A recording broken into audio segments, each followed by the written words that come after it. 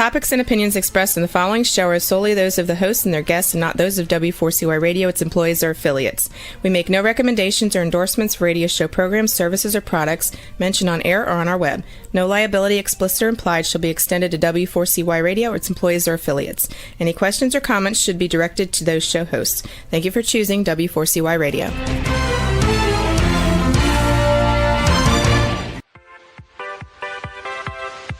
Welcome to the Ask Good Questions podcast, broadcasting live every Wednesday, 6 p.m. Eastern Time on W4CY Radio at W4CY.com. This week and every week, we will reach for a higher purpose in money and life, as well as a focus on health and wellness. Now, let's join your host, Benita Bell-Andersen, as together we start with Asking Good Questions.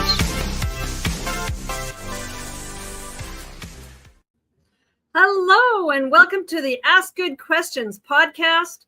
I am Benita Bell-Andersen, and we have a fantastic show today, something that has become very near and dear to my heart, and that is traveling, but doing something and having something useful that you're doing while you're traveling. So I have a guest that I'm so excited to introduce to you. His name is Christopher Hill.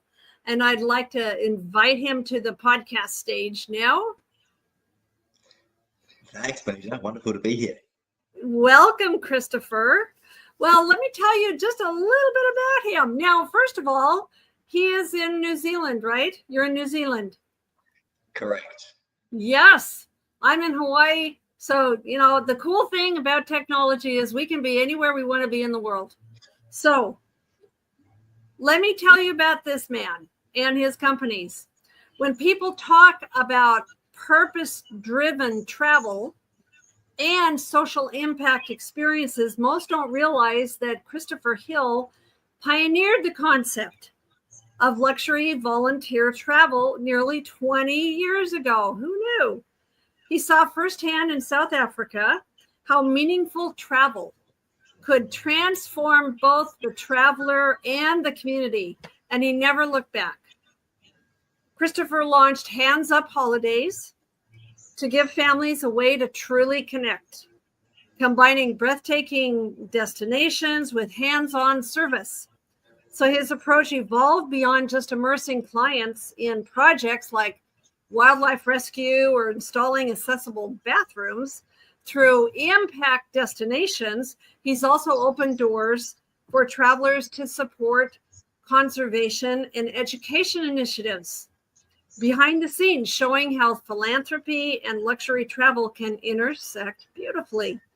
So he's got a very interesting perspective, bridging high-end travel, sustainability, and social impact in a way that shifted how families and schools and even corporations engage with the world.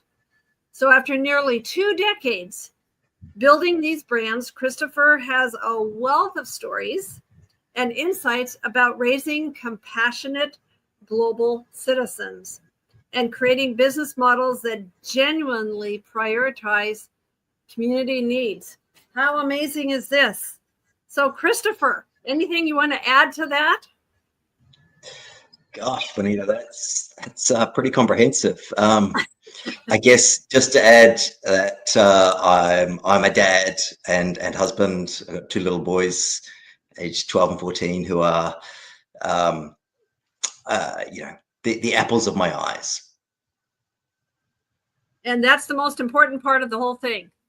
And I think the whole connection with families is super important, because I feel today's kids need to know more about the world and need to understand if they live in a Western culture, typically they have a whole lot more than a lot of other people around the world. Without question, yeah. I think that the interaction that you can get from a volunteering experience is all the more profound for children when they can contrast their home setting versus the environment that they're in whilst traveling, seeing people, seeing other kids their own age who may not have as much as they do materially, but can be very apparently are really content and happy with few possessions and Yeah, strong family connections. I've seen that too. So what inspired you to create Hands Up Holidays? Well, it was on a trip that I took to South Africa back in 2002, where in addition to going on safari and exploring the wonders of Cape Town and the garden route, I also helped to build a house for a family in one of the townships just outside of Cape Town. And this experience, it changed my life, and it added 2 dimensions to travel that I previously hadn't had.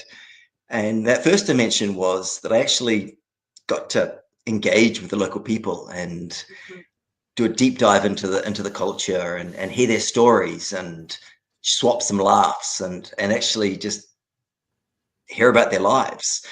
And then secondly, it felt great to actually make a difference in the lives of the family that we were helping alongside to build. And so I got thinking, well, I've learned some good business skills. I was working in investment banking at the time. Why don't I put those skills into something that I would find more meaningful and fulfilling and make it easy for others to have similar experiences to what I just had? That was really the genesis of what became Hands Up Holidays.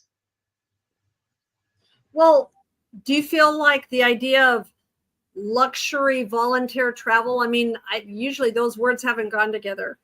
How does that challenge traditional notions of both luxury and volunteering? I mean, you know, I'm thinking if you were volunteering, you were on the ground, really uncomfortable. Yeah, well, I think you're right, Bonita. That's the common conception, and is an accurate conception, certainly in terms of the vast majority of volunteering providers provide modest accommodation, and there's absolutely a place for that. We've positioned ourselves at that luxury end to make volunteering accessible for those people who don't want to have to rough it. And secondly, it also ties in well with our model of what I describe as philanthro volunteering, where the impact, the benefit that our clients bring is the funds to enable a project to happen, to pay for the materials for a house, to employ local people to actually do most of the work. And then our clients come and spend a few days at the end of the project to do the finishing touches and get that great feeling of completion and handing it over to the recipients. And that's where the magic happens. Even in just a few days, they get that interaction that I described that happened to me in South Africa, the interaction and engagement in just a few days. But it's the fact of having those funds to enable that impact, enable that project to take place, and marrying that together with the luxury accommodation so that people feel comfortable and, as I say, not want to have to rough it. Well, was there an aha moment where you realized that, I mean, I think I think stories is a great way to tell about these things. So did you have an aha moment when you realized meaningful travel could be transformative, you know, for both the travelers and the local communities? I'm wondering too. I'm thinking about the local people too. Yeah, well, absolutely. And I think for me, that aha moment was that time in South Africa, where I saw that not only was what I was doing beneficial to that family, and they were getting a decent place to live, which provides so many sort of knock-on or flow-on benefits. So it's not just having a roof over your head, but it's it's the fact that that roof doesn't leak, and so you can there's better health outcomes, which means that you can attend your work more often, and so you can earn more money. It also means that your kids aren't sick as frequently, and so they can attend school and get a better education. And so there's all these knock-on benefits that flow to the wider community, and not just the immediate recipients of that house. Right. And then, as I say, there was great benefit. The transformation in me was sufficient enough to want to start a whole new enterprise based on it. Oh, I just think that's amazing, because if you think back 20 years ago, how do you think this concept has evolved? Well, one for you and industry. Yeah, I would say there's definitely the underlying concept is pretty similar, but some things where it's evolved would be around. At the time of launching, I had young professionals in mind as our main audience. So 25 to 35-year-olds, cash rich, time poor, people who wanted to have a great vacation, but also wanted to make a difference. But right from the beginning, we were getting bookings from families, and families weren't on my radar at all when I was setting it up. I didn't have kids of my own back then, and it just didn't occur to me that they'd actually want to be traveling this way. So I'd ask them, why are you traveling with us? And they'd say things like, our kids come from pretty privileged backgrounds, and we really want them to appreciate how fortunate they are.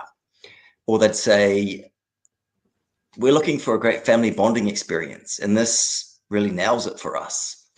And that really resonated with me. And so over time, but not a long period of time, we did shift our focus to the family audience as being our primary audience.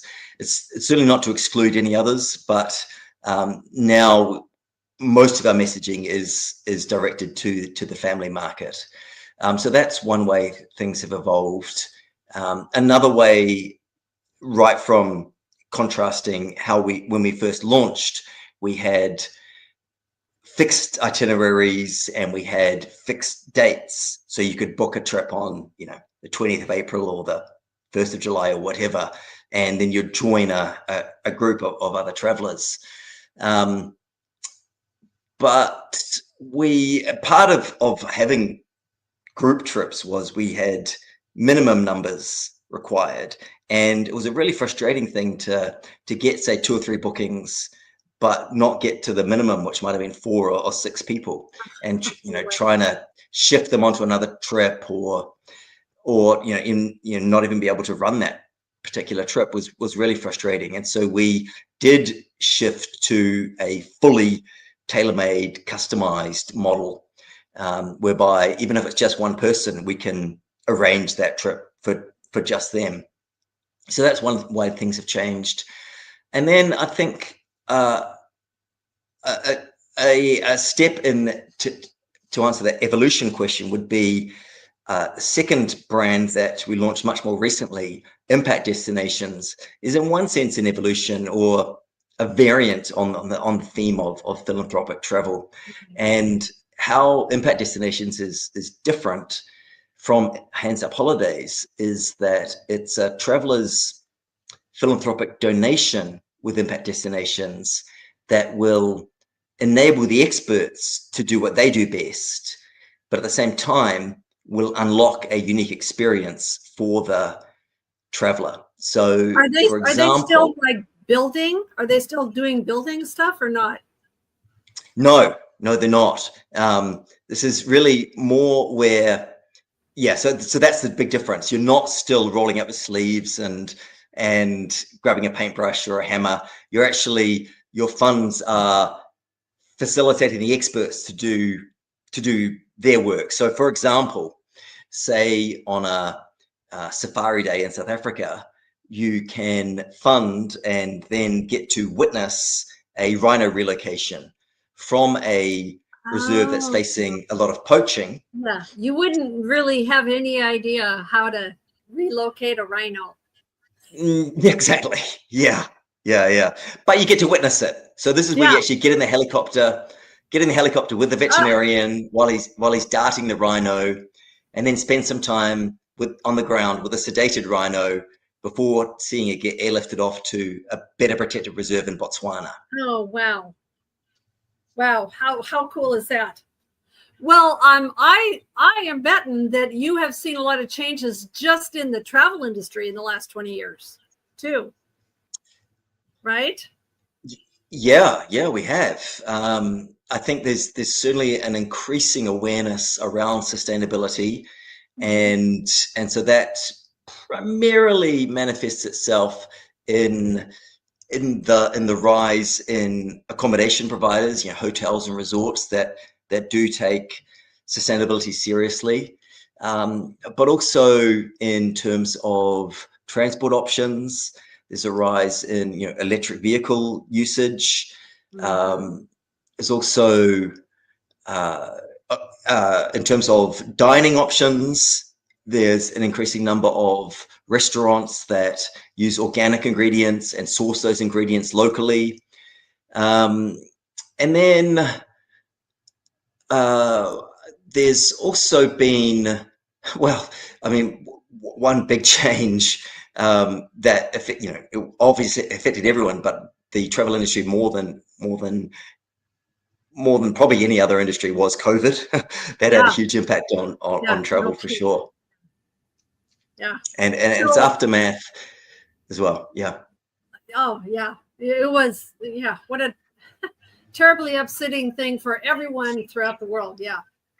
Um, I know that, being here in Hawaii, being on a service mission in Hawaii with my husband, we have heard many times now about the different people, because all of a sudden travel stopped and Mm. all the people that depend on those travel dollars were, seriously impacted. Well, I want to shift a little bit and talk a little bit more about purpose and impact.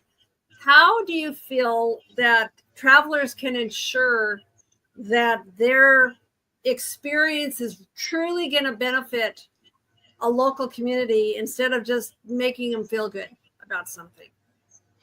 Mm. Well, I think that speaks again to our model in both the brands. Is in Hands Up Holidays, there is this philanthropy volunteering model where your funds are used to enable a project to take place, such as building a house. So you can see for yourself that when you get there, that the house is nearly finished, and Yeah, there's true.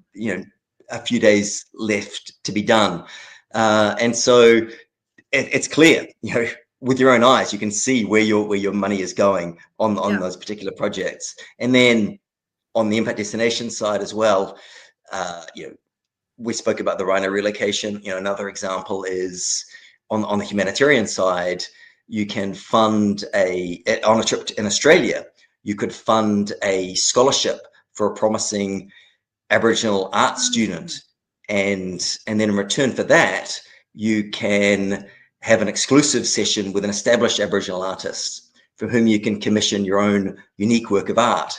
So you get to meet the student that the scholarship's for, and then you're kept in continued communication throughout that student's scholarship life. So again, it's transparent. You get to witness, but by virtue of going there, you see where your money's going Right. and the impact that you're Awesome. making. Well, do you feel like there's any misconceptions about volunteering while traveling? Yeah. Well, yeah, I'm sure that there definitely are. I think one misconception is that luxury and volunteering don't mix. Um, Mm-hmm. I would hope that even in our discussion already, we've made it pretty clear that the level of accommodation doesn't determine the impact that you make, but by having a high level of accommodation, then you make it easy for people who have the means and want to make the impact through their funds. Then if you do offer that high level, then you make it amenable to people with those funds to want to still volunteer and help, but still keep their creature comforts. So that's one misconception, I would say. Another would be that you can't make a difference in just a few days. And again, I would say that speaks to how I would frame that is by saying there are, to my mind, sort of three ways that you can make an impact. One is with your time, and that's to spend a significant amount of time in a destination and devote yourself that way, and that's fantastic. And I think that's what you're doing now, Benita. Yeah, we are. Yeah, which there's clearly a great place for that. And then a second way is to use particular skills you might have, and that can be, the obvious thing would be a doctor or a nurse or a physical therapist going somewhere where those particular skills are needed but not readily available. And then the third way is through your funds, and so that's where we've primarily come in. We do also use specialist skills, but primarily we focus on that impact being done through financial means, and so by framing it that way, you can actually make a difference in just a few days. However, the difference made to the community is done through the finances. And so strictly speaking, you don't need to be there. But one, like we've just spoken about, you do get to witness your impact. But two, by spending a few days, that's where the magic happens for you. And that's where you benefit from it. You get that engagement, you get those insights into another culture and break down those barriers, and the mutual enrichment of an exchange of humanity, really, and seeing the appreciating the humanity in a different culture. So that's how, even in just a few days, there can be mutual benefit. And then I would say another misconception would be around that volunteering can really just be taking jobs away from the local community. Oh. And again, I would come back to our model of philanthro volunteering actually flips it on its head. And through those finances, we're employing local people to do, as I say, most of the work and supervise our clients and to do the tricky parts. So quite to the contrary, if it's structured right, you can be generating employment in the local community rather than taking employment that makes away. sense. Can you think of a story of something in the past where a project like building a home or wildlife rescue created lasting change for that visitor's visit, that traveler's visit? Yeah, well, I think the lasting change in the community is pretty clear, because you get a well-built house will last a long time. Right. But to flesh that out in a slightly different context, one project that I love, that we offer in a few different destinations, is building eco-friendly stoves in people's homes, and especially in traditional huts. And the beauty of these stoves is that, one, they replace the open flames in a traditional hut, and particularly with young kids running around, then there's risks of them getting burnt. And so by having an enclosed stove, you eliminate those burns. And by having a chimney to expel the smoke, respiratory problems such as asthma are dramatically reduced. Yes. And then from an environmental perspective, they're a win as well, because it's much more energy efficient to have an enclosed stove than open flames. And so you can measure these impacts. You can measure the incidences of asthma, or the reduction in asthma in a community. You can measure the incidence of burns. And then you can also see that families with these stoves are able to, instead of putting more and more of their money into buying fuel, they can save. And so you can measure the impact that way. And then looking at the impact on our clients, the participants in all these things, just to share a couple of stories there. One that springs to mind would be a family that traveled with us to Morocco, and they got involved with helping to build a library at a school in a remote area. Well, not massively remote, but about 45 minutes outside of Marrakesh. And they had 3 children of varying ages, and they, as I say, helped with building this school. And the trip went well, but was otherwise unremarkable. I didn't dwell on that particular trip until I heard from them a few months later, when they said Christmas time has come around, and our kids said that they didn't want Christmas gifts this year. They wanted to send their gifts to the children that they were interacting with in the school, and that really touched me as a way of speaking to the impact that was made in that particular family. And then another quick story I'd share was with a woman. She was traveling on her own. She had recently retired and hadn't traveled much before, and certainly not to Africa. And she decided to travel to Kenya with us. And she went on her own, right? Yeah, So she did. Was traveling as a single. Exactly. Yes. And so, was a little bit of a nervous traveler. And so we gave her sort of extra attention, extra hand-holding leading up to the trip and during the trip.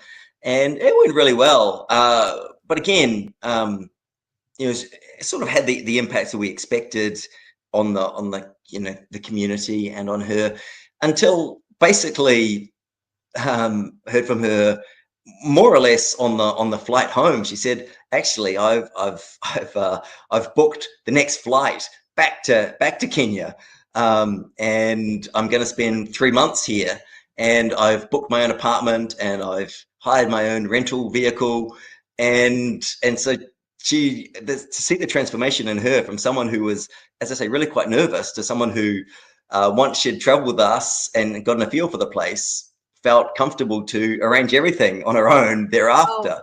And spend 3 months there was just fantastic to see. How do you think that, so going back to families, how do you think volunteering together as a family transforms the travel experience? Yeah, well,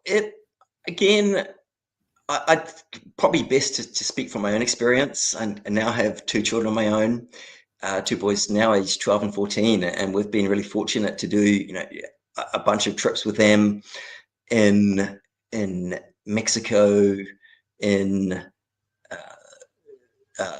French Polynesia, in Bali, and in all of them, I certainly feel like we've come away from those experiences more cohesive and transformed from them. Just to share one of those, in Bali, we spent a few days helping to install a disabled accessible bathroom for a paraplegic gentleman who, in the Hindu culture of Bali, if you're born with a disability, then it can be considered bad karma. And if it's something like paraplegia, you can be kind of hidden away and lead very sort of lonely, isolated life. And so to be able to bring a measure of independence and dignity to something so personal, such as going to the bathroom, was really profound.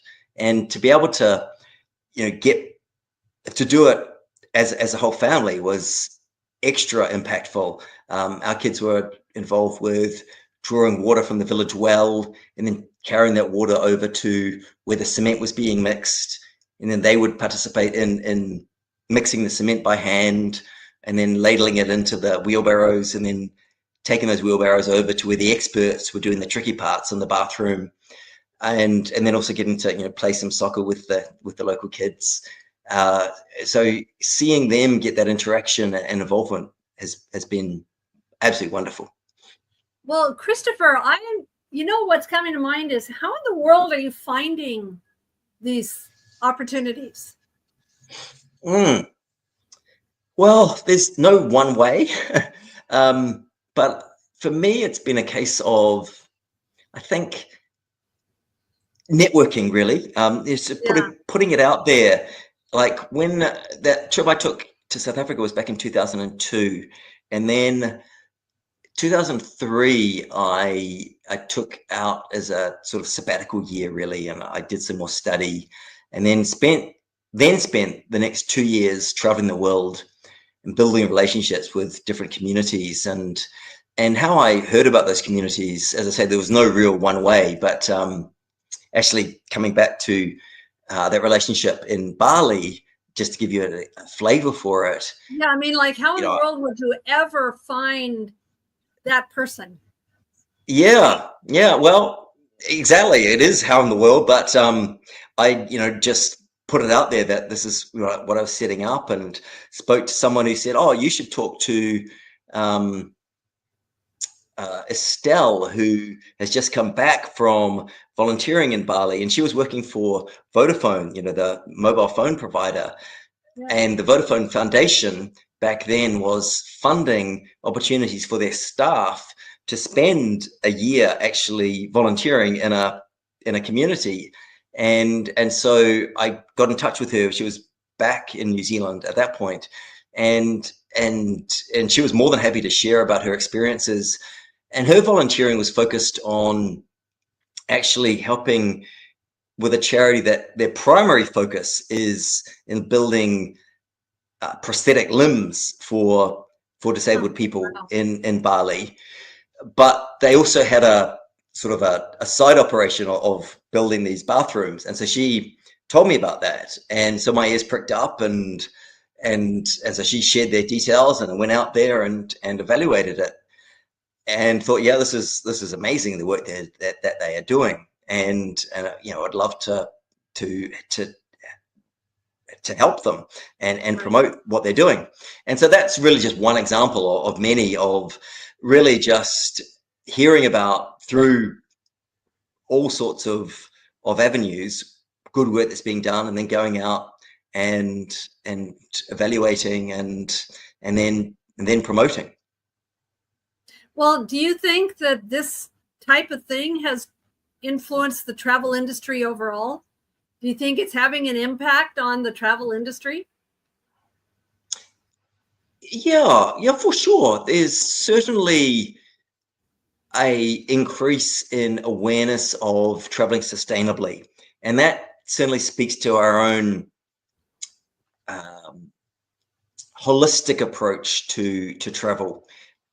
And what I mean by that is that it's not just the volunteering component that we seek to make be of positive impact. It's also in the accommodation that we propose to our clients, in terms of seeking out those hotels and lodges that take sustainability, eco-luxury seriously, which can be in the design of the hotel, can be in the construction, in terms of perhaps using reclaimed, recycled materials. It could be in how they generate or how they source their electricity. Do they generate their own electricity, perhaps through solar, wind, or hydroelectricity? Also looking at the proportion of staff that are employed locally, and ideally, looking for those properties that not also have within their management team local people, and then a big tech is where there's local ownership in the hotel, and then looking at restaurant options, seeking out those restaurants that use organic ingredients and source their ingredients locally, and then part of our own philosophy is to employ local guides as opposed to bringing in external guides. And this has certainly seen an increase in availability of those things. So there are hotels responding to a general demand worldwide within the travel industry for sustainability. So it's great to be part of that increase in awareness, and thus also availability of sustainable travel options.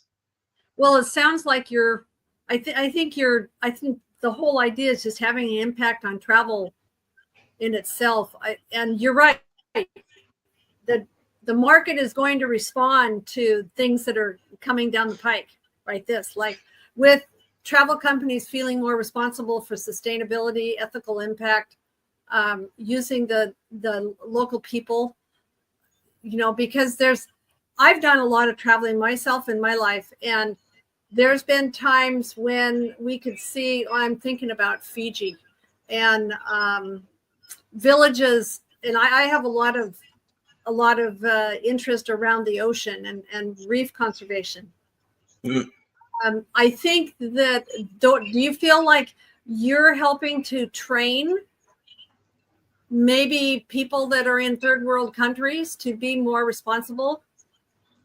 The reason where I'm coming from with this is that we were helping a local village in Fiji to not throw stuff into the ocean. You know what I mean? It was like there was an impact in helping people, realize that they needed to take care of their environment. And I'm betting that you are doing that.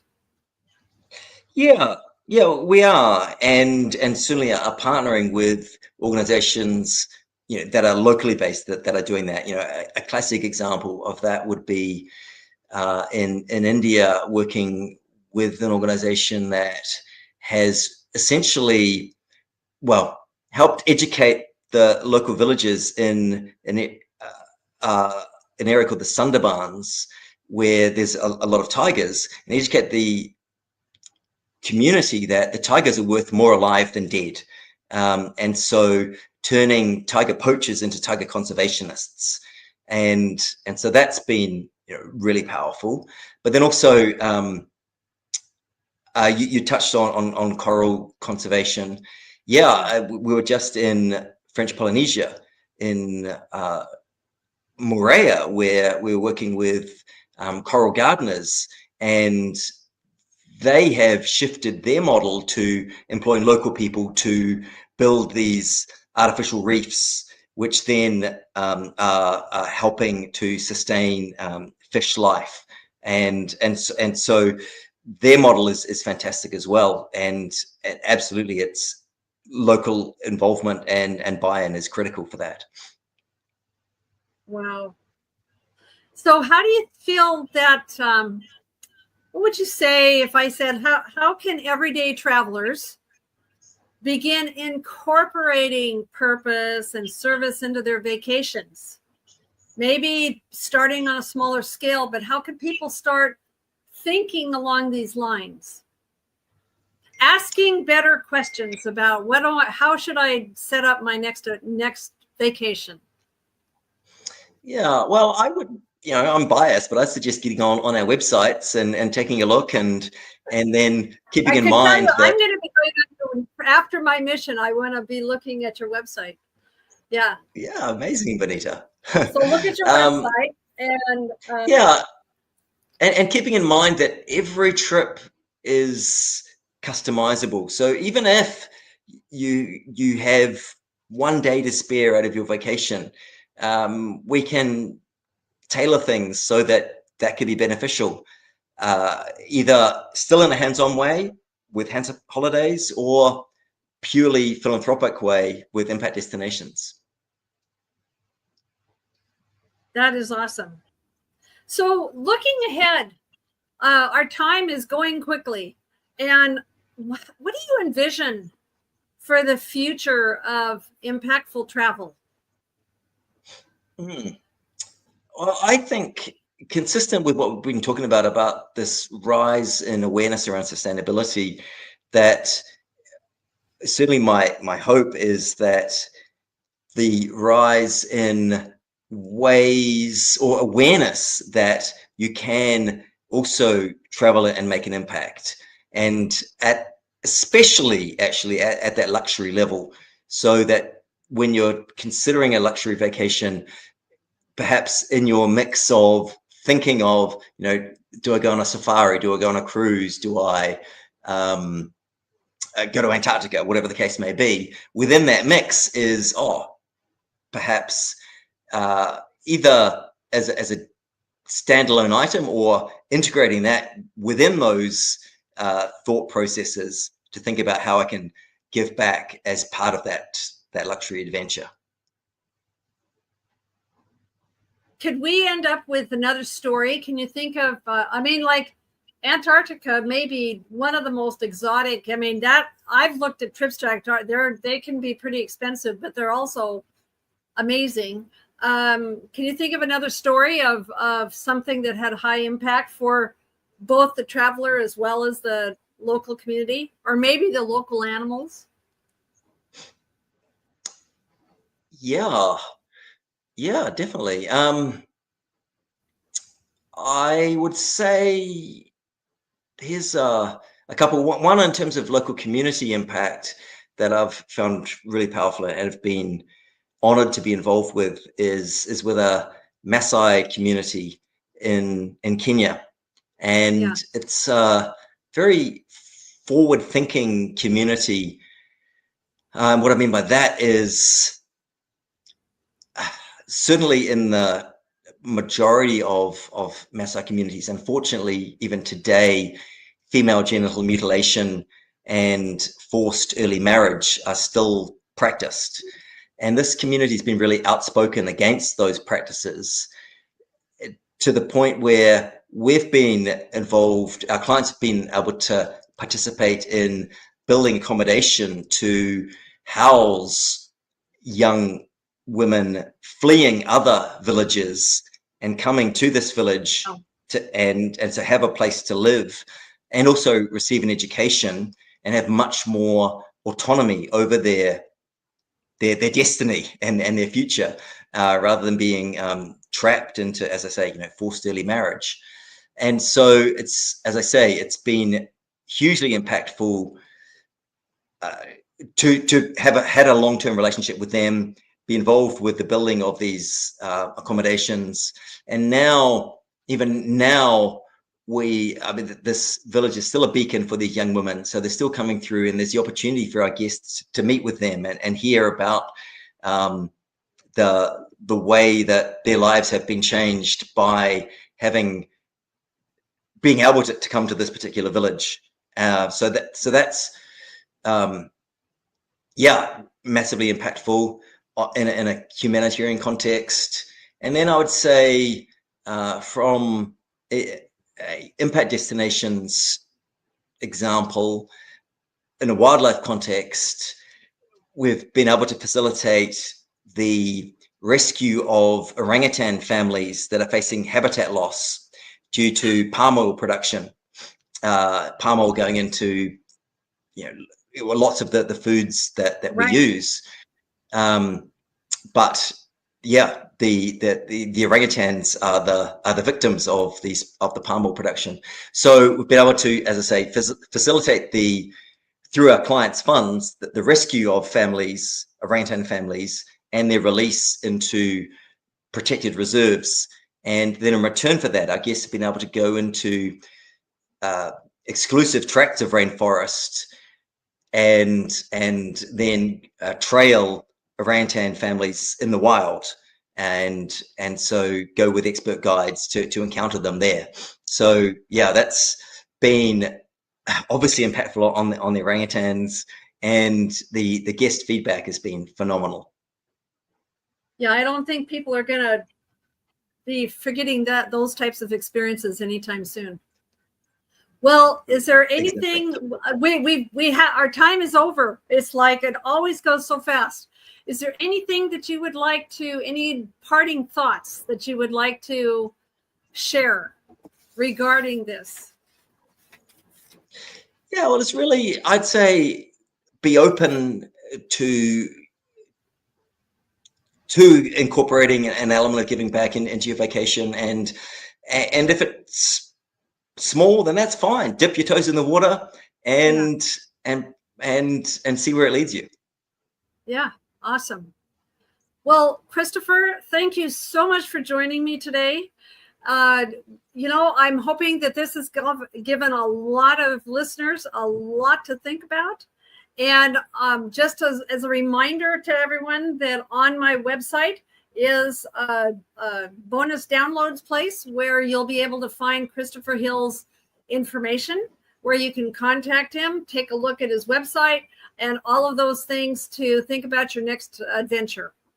So with that, thank you so much for joining the Ask Good Questions podcast. And we'll say adieu for today, Christopher. Thank you for being here. It's been an honor and a privilege, Benita. Thank you so much. Okay, thank you. Today's episode is over, but we did ask good questions again, didn't we?